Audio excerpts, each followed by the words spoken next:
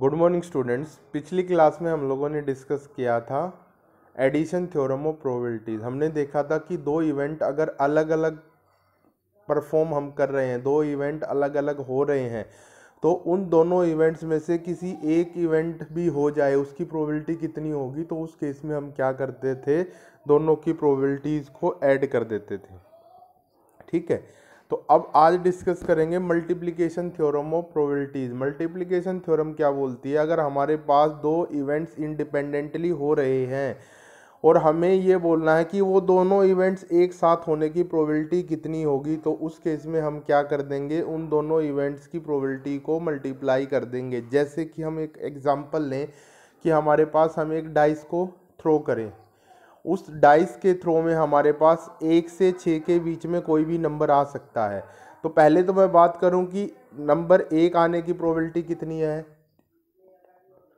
तो कितनी हो जाएगी 1/6। नंबर 2 आने की प्रोबेबिलिटी कितनी होगी, वो भी कितनी हो जाएगी 1/6। ठीक है, अब जैसे कि हमने पिछले केस में डिस्कस किया था एडिशन में कि नंबर 1 या नंबर 2 में से कोई भी आ जाए, उसकी प्रोबेबिलिटी कितनी थी, हमने दोनों को ऐड कर दिया था। ठीक है, लेकिन अब यहाँ पे हम एग्जाम्पल थोड़ा सा उससे अलग लेते हैं। हम एग्जाम्पल लेते हैं, या तो हम दो डाइस को इकट्ठा थ्रो करें या फिर दो कॉइन्स को इकट्ठा टॉस करें। तो कॉइन्स का एग्जाम्पल ले लेते हैं पहले कि हम दो कॉइन्स को इकट्ठा टॉस कर रहे हैं। ठीक है, तो एक कॉइन में या तो हेड आएगा या टेल आएगा, दूसरे कॉइन में भी या हेड आएगा या टेल आएगा। पहले कॉइन में हेड या टेल आने की प्रोबेबिलिटी कितनी थी 1/2, क्योंकि दोनों इवेंट्स इक्वली लाइकली इवेंट्स हैं। ऐसे ही दूसरे जो कॉइन है उस कॉइन के अंदर हेड या टेल आने की प्रोबेबिलिटी कितनी है 1/2। तो अगर हम बात करें कि पहले कॉइन पे तो हेड आए और साथ में दूसरे कॉइन पे भी हेड आए, ऐसा होने की प्रोबेबिलिटी कितनी होगी, तो क्या होगा, पहले कॉइन पे हेड आने की प्रोबेबिलिटी कितनी 1/2, अब दूसरे कॉइन पे भी हेड आने की प्रोबेबिलिटी कितनी 1/2, और दोनों चीजें साथ में हो, पहले कॉइन पे भी हेड आए एंड दूसरे कॉइन पे भी हेड आए। अब यहाँ पे हम बीच में एंड लगा रहे हैं कि पहले कॉइन पे भी हेड एंड दूसरे कॉइन पे भी हेड, दैट मीन्स हमारे पास क्या हो गया। तो इस केस में हम क्या लगाएंगे, मल्टीप्लिकेशन थ्योरम लगा देंगे। हम क्या कर देंगे, दोनों प्रोबेबिलिटीज को आपस में मल्टीप्लाई कर देंगे। तो 1/2 इंटू 1/2 दैट मीन्स 1/4, मतलब दोनों के ऊपर हेड आने की प्रोबेबिलिटी कितनी हो जाएगी 1/4 हो जाएगी।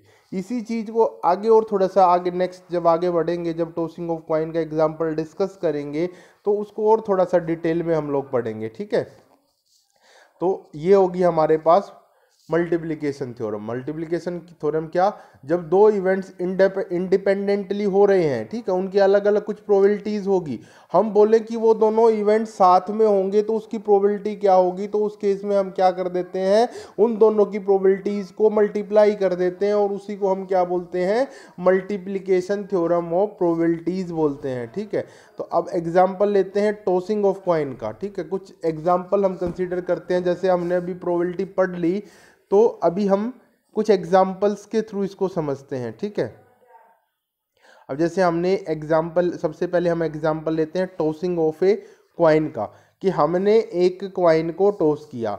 अब आप अगर एक कॉइन को टॉस करोगे तो उसमें दो इक्वली लाइकली इवेंट होंगे, मतलब दो इवेंट हो सकते हैं। ट्रायल हम देख चुके हैं, एक ट्रायल लिया हमने, उस ट्रायल में क्या किया, एक कॉइन को टॉस किया, तो उसके दो इवेंट आ सकते हैं, या तो हेड आएगा या फिर टेल आएगा। अब दोनों इवेंट कैसे हैं, इक्वली लाइकली है। इक्वली लाइकली क्यों है, क्योंकि दोनों के होने की संभावना सेम है। ऐसा कोई अंतर नहीं है कि हेड आने के चांसेस ज़्यादा हैं या टेल आने के चांसेस ज़्यादा हैं। ठीक है, तो इसलिए क्या होगा, हमारे पास दो इक्वली लाइकली इवेंट हो गए तो क्या होगा, या तो हेड आएगा या टेल आएगा। हेड आने की प्रोबेबिलिटी कितनी, favourable outcome 1, total outcomes 2, favourable divided by total, तो इसका मतलब 1/2। ऐसे ही टेल आने की प्रोबेबिलिटी भी 1/2।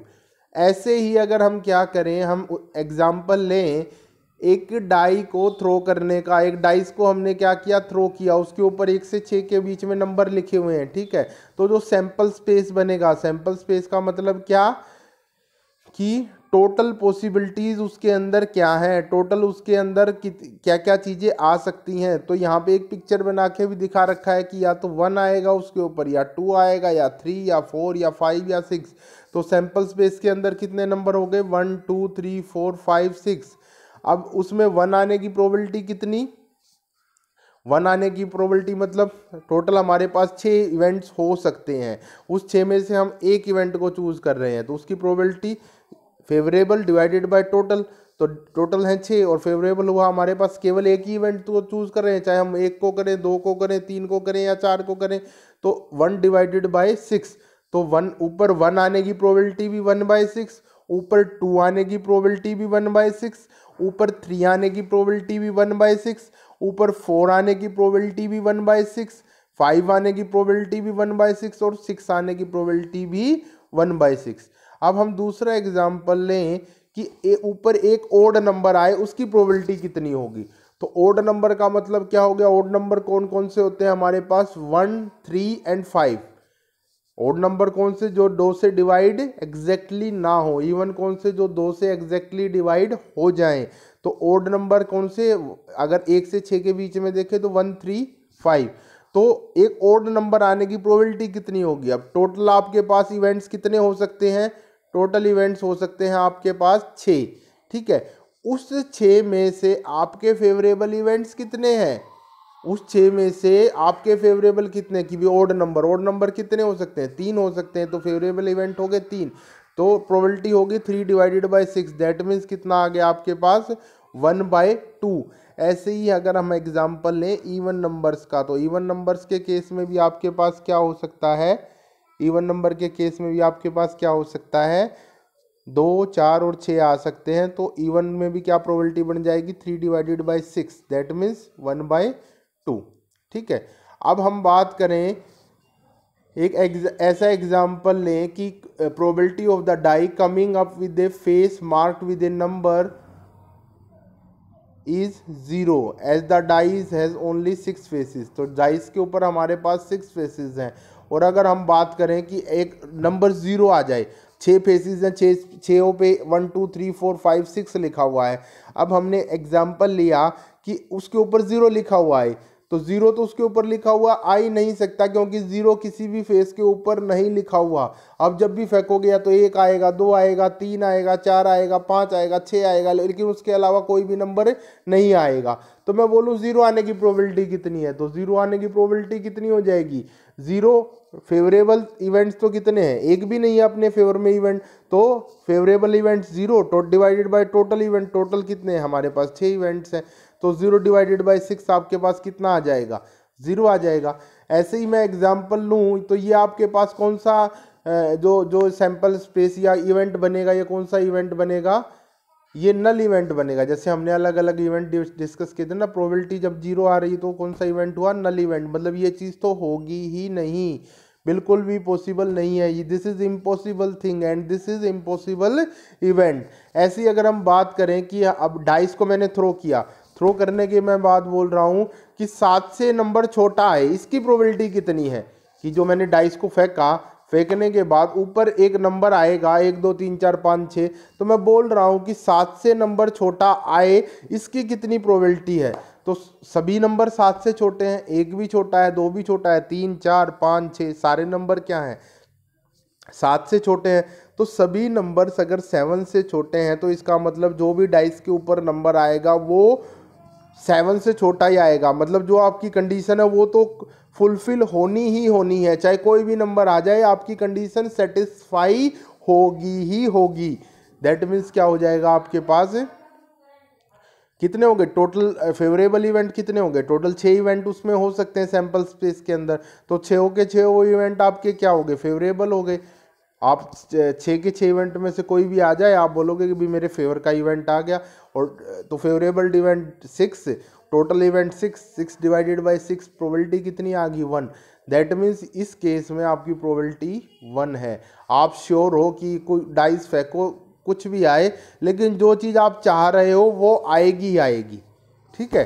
तो इसका मतलब ये कौन सा इवेंट हो गया, श्योर इवेंट हो गया, ठीक है। ये कंप्लीट प्रोबेबिलिटी आपको यहाँ पे मिल गई, ठीक। अब उसके बाद हम एग्जाम्पल लेते हैं tossing of 2, 3 and any number of coins, कि हम 2 कॉइन्स को इकट्ठा टॉस करें, 3 कॉइन्स को इकट्ठा टॉस करेंगे तो क्या होगा, 4 कॉइन्स को इकट्ठा टॉस करेंगे तो क्या होगा। और अगर हम क्या करें,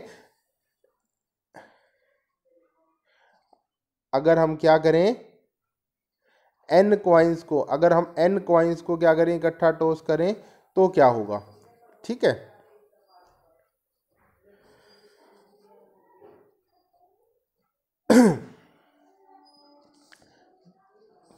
तो अभी हम एग्जाम्पल लेते हैं टॉसिंग ऑफ 2 कॉइन्स।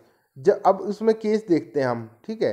तो पहला केस हम लेके चलते हैं कि हमारे पास जो 2 कॉइन्स हैं वो कॉइन्स कैसे हैं, आपके अलग अलग टाइप के कॉइन्स हैं। जैसे एक, जैसे 5 रुपये का सिक्का है, सपोज आपके पास एक 1 रुपये का सिक्का है, ठीक है।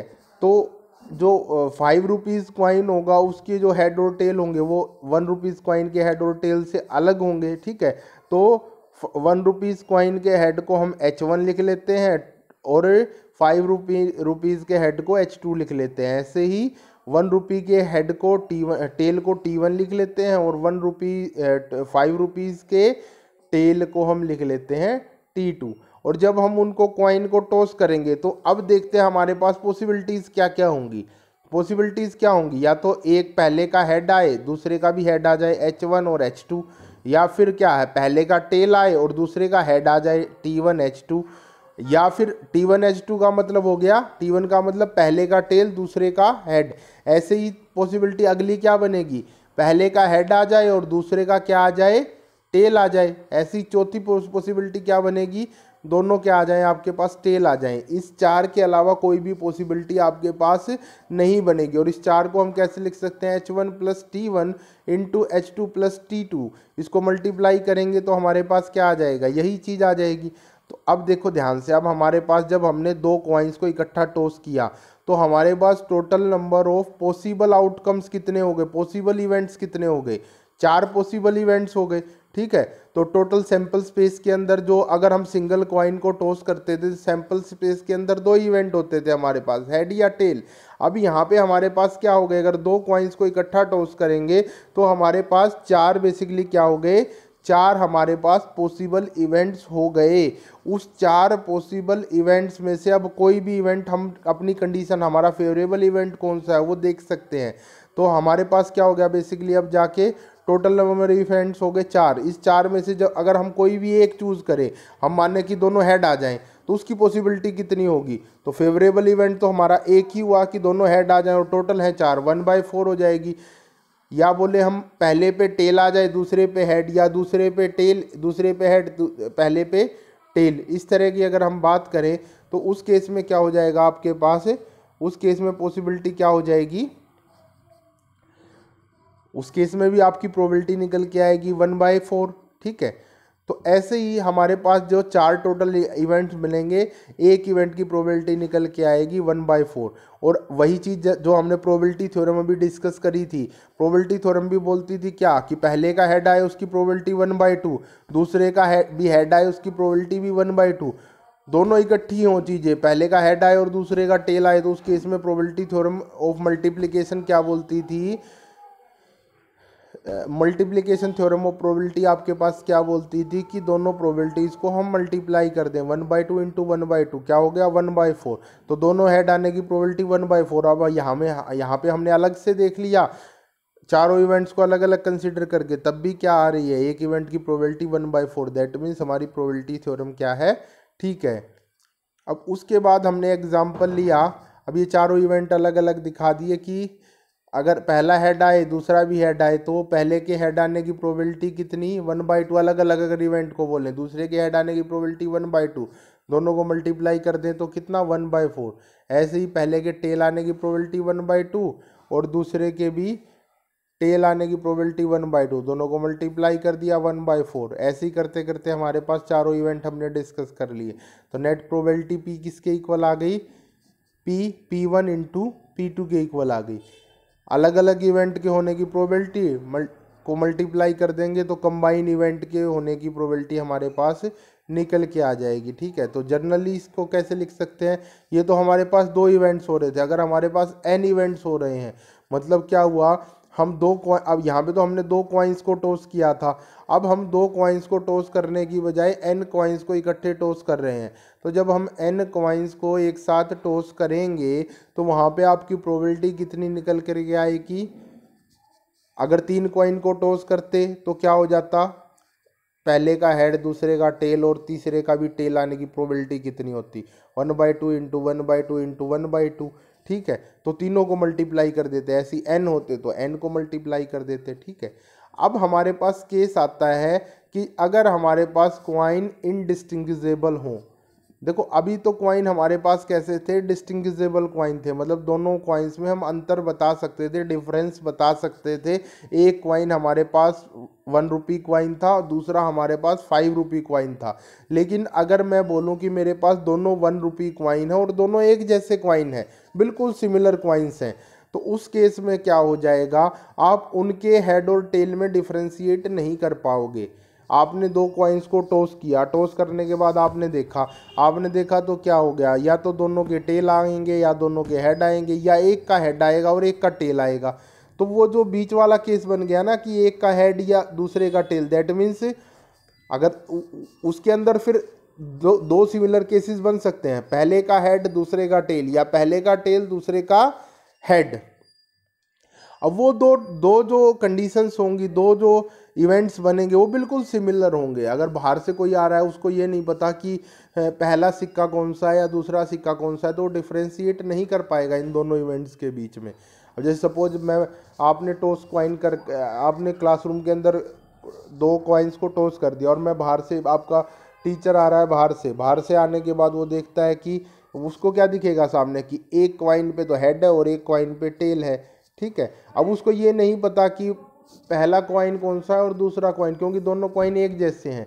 लेकिन अगर आपने 2 डिस्टिंग्विजेबल कॉइन्स को टॉस किया, एक 5 रुपये का और एक 1 रुपये का, तो वो देखते ही बता देगा कि जो 5 रुपये वाला सिक्का है उसके ऊपर हेड है और जो 1 रुपये वाला है उसके ऊपर टेल है। तो वहाँ पे तो वो 2 अलग अलग केस बनेंगे, लेकिन यहाँ पे क्या बन जाएगा, एक सिंगल केस बन जाएगा। तो क्या हो जाएगा, जैसे वहाँ पे था H1 plus T1 into H2 plus T2, यहाँ पे हो जाएगा H plus T into H plus T, दोनों हेड दोनों टेल, या फिर एक हेड एक टेल, उसके क्या बन जाएंगे, 2 केसेस बन जाएंगे। तो अब यहाँ पे जो इंडिपेंडेंट एक इवेंट बनेगा उसकी प्रोबेबिलिटी तो 1/4 ही होगी। ठीक है, लेकिन एक जैसे 2 इवेंट बन रहे हैं तो वहाँ पे प्रोबेबिलिटी में क्या कर देंगे, हम 2 से मल्टीप्लाई करना पड़ेगा और वो प्रोबेबिलिटी बन जाएगी आपके पास 1/2। 2 इंटू 1/4 कितनी बन जाएगी, 1/2। तो जो वो 2 से मल्टीप्लाई किया, उस 2 को हमने क्या बोल दिया कि ये उस इवेंट का वेट है। वेट का मतलब कि वो एक इवेंट, अगर पूरे सैंपल स्पेस के अंदर हम बात करें, पूरे सैंपल स्पेस का मतलब हो गया कि टोटल नंबर ऑफ इवेंट्स के अंदर अगर हम बात करें तो वो एक इवेंट 2 बार रिपीट हो रहा है। अगर वो इवेंट 2 बार रिपीट होगा तो उसका वेट कितना हो जाएगा, 2 हो जाएगा। अगर वो इवेंट 3 बार रिपीट होगा, जैसे 3 कॉइन्स को हम टॉस करेंगे तो एक इवेंट ऐसा भी होगा जो 3 बार रिपीट हो रहा है, तो उसका वेट हो जाएगा 3। एक इवेंट 4 बार रिपीट कर रहा है सैंपल स्पेस के अंदर अपने आप को, तो उसका वेट हो जाएगा 4 उसका वेट कितना हो जाएगा, 4 हो जाएगा, इस तरह से। ठीक है, तो अब हम जैसे यहाँ पे हमारे पास क्या हो गया, यहाँ पे हमने देख लिया कि हमारे पास जैसे मान लो जो हेड या टेल था उसमें 2 वेट का मल्टीप्लाई हो गया और प्रोबेबिलिटी के साथ भी उस 2 वेट का हम क्या कर देंगे, मल्टीप्लाई कर देंगे। ऐसे ही अगर हम 3 कॉइन्स को टॉस करें, अगर तो वो कॉइन एक जैसे नहीं है तो 8 आपके पास डिफरेंट केसेस बनेंगे। अगर वो कॉइन्स तीनों अलग अलग हैं, पहला coin, first coin is 1 rupee coin, second coin is 5 rupee coin and third coin is 10 rupees coin, तो तीनों कॉइन्स अगर आपके पास अलग अलग डिफरेंट कॉइन्स हैं तो आपके पास क्या हो जाएगा, इफ 3 आर डिफरेंट कॉइन्स तो 8 इंडिपेंडेंट केसेस आपके पास बनेंगे। और सिंगल की प्रोबेबिलिटी कितनी हो जाएगी, पहले पे हेड आने की प्रोबेबिलिटी 1/2, दूसरे पे टेल आने की प्रोबेबिलिटी वो भी 1/2 अलग से, और तीसरे कॉइन के ऊपर फिर हेड आने की प्रोबेबिलिटी वो भी 1/2।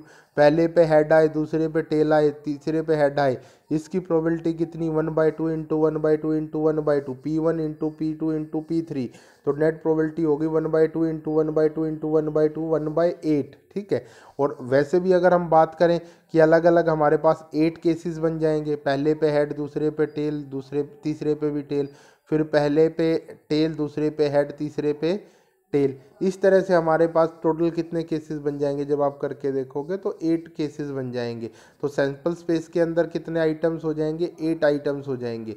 सैंपल स्पेस के अंदर 8 आइटम हो गए आपके पास, और आप उस 8 में से किसी एक आइटम के निकालने की प्रोबेबिलिटी देखोगे तो वो किसके इक्वल आ जाएगी, 1/8 के इक्वल आ जाएगी। ठीक है। तो यहाँ भी आपकी जो मल्टीप्लिकेशन थ्योरम ऑफ प्रोबेबिलिटीज़ है वो वैलिड है। अब हम बात करें कि वो क्वाइंस हमारे पास कैसे हैं, डिस्टिंग्विजेबल क्वाइन। पहले तो हमने माना कि डिस्टिंग्विजेबल क्वाइन थे, अब हम मानते हैं कि इनडिस्टिंग्विजेबल क्वाइंस हैं। अगर इनडिस्टिंग्विजेबल मतलब हम उन क्वाइंस में अंतर नहीं बता सकते, तो क्या हो जाएगा, जो H1 plus H2 plus H3 into H1 plus H2 plus H3 into T1 plus T2 into T3 था हमारे पास। अब वो क्या बन जाएगा, H प्लस T का होल क्यूब बन जाएगा। H प्लस T, पहले क्वाइन में भी H और T आ सकता है, दूसरे में भी H प्लस T आ सकता है, तीसरे में भी क्या आ सकता है आपके पास, H प्लस T आ सकता है। ठीक है। तो वो जो H1 plus T1 into H2 plus T2 into H3 plus T3 था, वो बन गया H plus T into H plus T into H plus T, मतलब H प्लस टी का होल क्यूब। जब आप उसको ओपन करोगे तो क्या हो जाएगा, H cube plus 3H² T plus 3HT square plus T cube. तो मतलब जो बीच वाले इवेंट थे वो क्या हो गए, 3 बार अपने आप को रिपीट कर रहे हैं कि एक जैसे हम एग्जांपल लेंगे, एक हेड और 2 टेल। अब ये एक हेड और 2 टेल 3 बार हो सकता है, या तो पहले का हेड हो, दूसरे दोनों का टेल हो, या फिर क्या हो, पहले तीसरे का हेड हो, बीच वाले का टेल हो, या फिर क्या हो, तीसरे का हेड हो, पहले दूसरे का टेल हो। 3 इवेंट हो गए। ऐसे ही एक टेल और 2 हेड, एक टेल और 2 हेड, ये इवेंट भी क्या करेगा, अपने आप को 3 बार रिपीट करेगा। तो ये भी अपने आप को जब 3 बार रिपीट करेगा तो इसका भी वेट कितना हो जाएगा, 3। तो यहाँ पे इन 2 इवेंट्स के वेट हमारे पास क्या हो जाएंगे, 3 हो जाएंगे। ऐसे ही अगर हम क्या करें, n क्वाइंस को टॉस करें, तो n क्वाइन को टॉस करने का अगर सिमिलर क्वाइंस है तो h प्लस टी की पावर n हो जाएगा। अगर डिस्टिंग्विजेबल है तो h plus T1, H2 plus T2, H3 plus T3 या dot dot HN plus TN। इस तरह से आपके पास ये इवेंट्स आ जाएंगे। अब हम इस h प्लस टी की पावर n को बाइनोमियली अगर एक्सपेंड करेंगे तो ये क्या हो जाएगा, h की power n plus n h की power n-1 T1 plus n-1 divided by factorial 2 h की पावर n-2 इंटू T2। और ये जो आगे आ रहा है ना, जैसे यहाँ पे हम बात करें कि जब इसको एक्सपेंड करते जाएंगे तो पहली टर्म बनेगी h की पावर n। h की पावर n का मतलब हो गया कि सारे के सारे हमारे पास हेड, n क्वाइंस का आपने टॉस किया, h की पावर n का मतलब सारे के सारे, अगर सपोज n 5 है तो पाँचों के पाँचों हेड, तो उसके सामने कोई भी नंबर नहीं है मल्टीप्लाई में, तो इसका मतलब उसका वेट है 1। उसके बाद दूसरा है n इंटू एच की पावर n-1 इंटू टी की पावर 1। दूसरा मतलब हो गया कि आपके पास एक तो टेल और सारे के सारे क्या हो गए, हेड, और उसमें n उसके साथ मल्टीप्लाई है। तो n की जो भी वैल्यू होगी, 5 क्वाइन होंगे तो n की वैल्यू 5 हो जाएगी, 4 क्वाइन होंगे तो 4 हो जाएगी, 10 होगी तो 10 हो जाएगी। उतने टाइम्स उसको उससे मल्टीप्लाई कर रहे हैं। दैट मीन्स उसका वेट कितना है, n है। ऐसी तीसरी टर्म का वेट है n into n-1 divided by factorial 2। और इसको जनरल में अगर हम बोलेंगे तो ये बन जाएगा समेशन ऑफ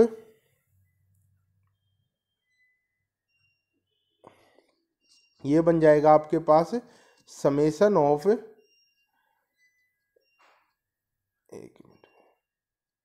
ये बन गया आपके पास समेशन ऑफ NCR h की पावर n-r इंटू टी की पावर r। मतलब r की पावर पहले 0 थी, r की वैल्यू 0 है फर्स्ट केस में, r की वैल्यू फिर 1 हो जाएगी, फिर 2, इस तरह से ये क्या एक्सपेंशन आपकी होती चली जाएगी। ठीक है। तो ये आपके पास जनरल केस बन गया जिसमें NCR किसको रिप्रेजेंट करेगा, उसके वेट को रिप्रेजेंट करेगा उस टर्म के, कि 2 हेड और 1 टेल आ रहे हैं तो वो इवेंट अगर सिमिलर क्वाइंस है तो कितनी बार अपने आप को रिपीट कर रहा है, तो वो उस चीज़ को रिप्रेजेंट करेगा, उसको हम क्या बोलेंगे, वेट बोलेंगे। अब हमने जब देखा कि हम 2 कॉइन्स को टॉस कर रहे हैं, देखो ध्यान से समझना, जब हम 2 कॉइन्स को टॉस कर रहे हैं तो जब 2 कॉइन्स को टॉस किया था टोटल नंबर ऑफ केसेस कितने बने थे, 4 बने थे, 2 की पावर 2, 4 का मतलब क्या हो गया 2 की पावर 2। ऐसे ही अगर हमने एग्जांपल लें कि 3 कॉइन्स को हमने टॉस किया, 3 कॉइन्स को टॉस किया तो क्या हो गया, 8 केसेस टोटल हमारे पास बने थे, 8 टोटल केसेस बने थे मतलब 2 की पावर 3।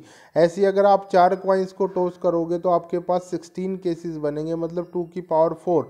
और अगर आप n कॉइन्स को क्या करोगे, एक साथ टॉस करोगे तो टोटल इवेंट्स आपके सैंपल स्पेस के अंदर कितने बनेंगे, टोटल केसेस आपके पास बेसिकली कितने बनेंगे, 2 रेज टू पावर n।